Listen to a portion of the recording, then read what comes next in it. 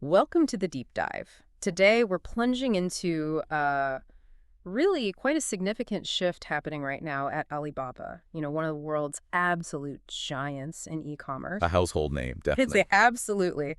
For decades, Alibaba has basically been, well, the ultimate e-commerce landlord, right? They built these huge online marketplaces, think Taobao, Tmall, and their whole game was renting space, attracting shoppers, giving tools to millions of sellers. Uh-huh. Making money from fees, ads, commissions. Exactly. But the sources we're looking at today show something pretty dramatic changing. Alibaba is now opening its own shops, its own retail stores right there on its platform. Yeah, starting with things like electronics. Right, in these Tmall self-operated flagship stores, or Tmall Mart. And, this isn't just a small adjustment. This is a really big deal. Why is that? Well, because Alibaba's whole founding idea, its entire business model, was built on not being a direct retailer. They were the facilitator, the ecosystem provider. The infrastructure guys. Precisely. They weren't buying tons of inventory, running giant warehouses, handling the actual selling and shipping themselves. Not on a large scale anyway.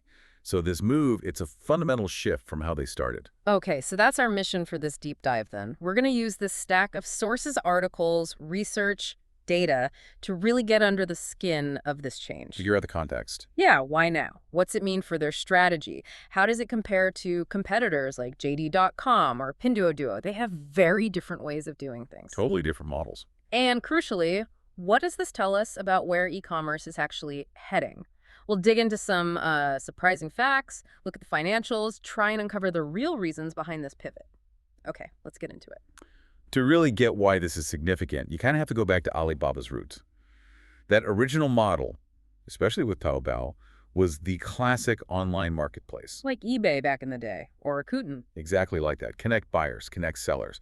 A digital rent-to-stall business, basically. A place rental. Yeah. And the beauty of that model was just how incredibly fast it could scale up. Because they didn't need all the physical stuff. Exactly. They weren't bogged down by the huge costs and complexity of owning inventory, building warehouses, running a delivery fleet, so they could grow users and sales volume like crazy. They just provided the website, pulled in customers. Built the payment system, which became Alipay, famously. Right. Offered promotion tools, sales support, helping vendors grow, and taking a cut. And you really see that in how their platforms developed, right? Taobao started more C2C, consumer to consumer, free listings, kind of like a giant online flea market. A treasure hunt vibe, yeah. Then Tmall came along, more B2C, business to consumer.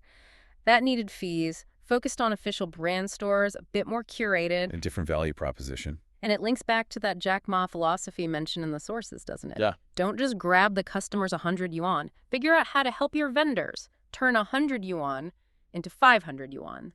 And earn from enabling their success. That was the core idea. Hugely profitable. And this platform empire became absolutely enormous. The sources show Alibaba's gross merchandise value, GMV, that's the total value of everything sold on their sites. It's just staggering. Mind-boggling numbers. Like twice Amazon's global GMV. And over 27 times bigger than a Rakuten. They are the undisputed giant by that measure. No question. But while Alibaba was perfecting being the landlord, competitors were popping up with totally different ways of doing business. Like Pinduoduo. Yeah, Pinduoduo, their whole angle is unique group buying, using social networks, especially WeChat, to get deals out there. So you team up with others to get a lower price. Exactly. Which is great for the seller, too. Mhm. More predictable demand, less waste, so they can offer lower prices. And for shoppers, well, it's simple. Super cheap deals. Interesting. And what's really fascinating, according to the sources, is how Pinduoduo partly grew by picking up sellers that Taobao had, well, perhaps pushed aside, maybe for quality reasons sometimes. Really? So they took Taobao's rejects, sort of. Sort of, yeah. But they didn't just list them. They actively supported them, sometimes right back to the manufacturing stage. And get this, one of Alibaba's own founders, Sun Tum-yu, who used to run Taobao. No way. Yeah, he actually invested in Pinduoduo and advised them. Apparently, he saw them achieving something for local businesses he couldn't quite manage back at Taobao. Wow. Okay. That's a twist. And it clearly worked for Pinduoduo. They grew incredibly fast. Astonishingly fast. At points, their monthly active users, MAU, the number of unique people visiting each month actually overtook Taobao's. Which must have set off alarm bells at Alibaba. You'd think so. Alibaba did respond, launching their own similar service, Taobao Ideals, Taobao Takajia, working with wholesalers to get those low prices. Okay, so that's Pinduoduo. Then there's the other big player, JD.com. Completely different story, right? Totally different path. From day one, JD was about self-operated retail. Their origin story is quite something, selling CDRs during the SARS outbreak. Yeah, the founder, Liu Qingdong, had a physical shop in Beijing. SARS hit, people stayed home, he started taking email orders, delivering himself. And that sparked the idea to go fully online. Convinced him, yeah. Hmm. And their focus became quality, authenticity. Not necessarily the absolute cheapest, but, buy with peace of mind. That was their thing. So what's the core difference in the model? It's fundamental. JD's a retailer. They buy the goods wholesale. They hold the stock in their own warehouses. They sell it directly to you, the customer. And they deliver it themselves. And they handle the delivery themselves. It's like a massive online department store or supermarket chain, fully integrated. And the sources really stress how much JD has poured into that direct model, especially logistics. We're talking, 1,300 warehouses? 1,300 warehouses covering 23 million square meters. It's an absolutely vast physical footprint. Unbelievable scale. And they use advanced tech AI for sorting, their own delivery drones, unmanned carts, all that stuff. It allows them to offer incredible delivery speeds. Like 24-hour delivery almost everywhere, half day in big cities. Yeah, over 95% coverage for 24-hour, half day in 200 cities. That kind of speed and control comes from owning the whole chain. Okay. And what's really interesting is that JD's founder, Liu Qingdong, made this bold prediction years back.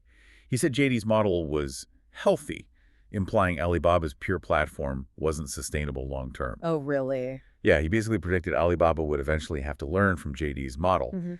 And now, with Alibaba opening these Tmall self-operated stores, It looks like he might have been right. it certainly looks like a step in that direction, Yeah. fulfilling that prediction, perhaps. Okay, this sets up a really fascinating comparison, especially when we look at the money side, the financials and the source material. We said Alibaba's GMV is huge, right? 3 times JD's. Yep, massive volume. And this is the kicker, JD's operating revenue is actually significantly higher than Alibaba's. How does that work? That's the paradox. And it perfectly shows the difference in models. Remember, GMV is the total value of everything sold on Alibaba's platform, mostly by other sellers. Right. Alibaba's actual revenue is just the slice they take, the fees, the ad money. It's a percentage of that big GMV number. Okay. JD's revenue, though, comes from the actual selling price of every single item they buy and then resell directly. So their revenue number reflects the full value of the goods changing hands. I see. So even if they sell less overall value, GMV, the value they book as their revenue is much higher because they own the sale. Exactly. That's why JD's revenue number looks bigger, despite the lower overall GMV compared to Alibaba. But then, okay, you look at profit and the whole picture flips again. The sources show Alibaba's operating profit is way, way higher than JD. It's dramatically higher, yeah. JD even made a loss back in 2018, the sources point out. So why the massive profit difference? It comes back to the costs of the models. Alibaba's platform model is inherently more profitable because its operating costs are much lower. Right, they don't have those huge expenses. Of buying and storing billions in inventory, building and running that colossal warehouse network, managing a nationwide delivery fleet. Those are the enormous costs that eat into JD's margins. The landlord just collects rent. The shopkeeper has way more overhead. That's a good way to put it. The platform scales with much lower extra cost per transaction compared to direct retail. Okay, makes sense. So tying this all together, why is Alibaba, the king of the platform, suddenly acting more like a shopkeeper? Why start operating its own stores now? Well, it seems to be a response to some real pressures on that traditional model. And truth be told, Alibaba hasn't been a completely hands-off platform for a long time. What do you mean? Out of necessity, really. To fix problems. Like payment friction led them to create Alipay, right? Handling delivery complaints pushed them toward setting up the Cainiao logistics network. Okay, so they were already getting more involved in the actual transaction and delivery side. Exactly. They're integrating more services to improve the experience. This Tmall self-operating store feels like the next logical, albeit much bigger, step moving right into the direct selling part. And the sources point to a couple of key drivers for this. Reason 1. That core platform business, it's hitting a growth ceiling. Yeah, the data is pretty clear on that. If you look at their customer management income, that's mainly the money from Taobao and Tmall vendors, the ads and fees. The core online business revenue. Right. That growth has slowed right down. Actually, one source points to Q4 2021 data, And if you ignore the big singles-day spike, growth was actually negative, -1%. Wow. Negative growth in the core Yeah. business. Meanwhile, revenue from others, which includes newer stuff like their offline supermarket chain, HemaFresh, that part is growing really strongly. It's becoming a much bigger piece of the pie. So the traditional online platform isn't the growth engine it once was. Seems like it. And this actually echoes what Jack Ma himself was saying years ago, back in 2016. He said, pure e-commerce is already dead. Right, he was pushing that new retail idea. Exactly, integrating online data and efficiency with offline experience and fulfillment. HemaFresh is the prime example of that working. So the sources suggest the real growth opportunity now is seen in that integrated direct model, precisely because the pure online platform is stagnating. Yeah, okay, that makes sense.